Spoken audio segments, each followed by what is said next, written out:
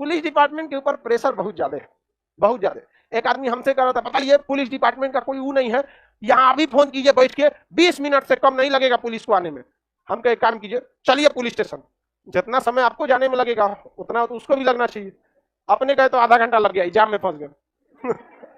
तो किसी पर उंगली उठाना बहुत आसान होता है, लेकिन हर चीज की एक समस्याएं होती है जो कोई दूर नहीं करता है। पुलिस के भी बहुत सारी कमियां हैं, लेकिन उसके अंदर सबसे बड़ा खराबी है उसका इंफ्रास्ट्रक्चर उतना नहीं। आप आर्मी की तुलना करते हैं, आर्मी को कितना बेहतरीन खाना मिलता है, हथियार मिलती है, ट्रेनिंग मिलता है, कैंटीन मिलता है। पुलिस वाला का बंदूकिया अलग मिलता है, बेचारा उसको बंदूक में देख के उसका मोटिवेशन गिर जाता है। और फौज वाले को अपना बंदूक देखता है तो उसका जुनून दोगुना हो जाता है, AK-47 आपसे जब मार देंगे। अब पुलिस और लकड़िया वाला देखता है तो अपने हम वफा करके भी तनहा रह गए। तो लकड़िया वाला बंदूक से क्या करिएगा, कब धोखा दे देगा कोई ठीक नहीं है। तो ये बहुत बड़ा खराबी है।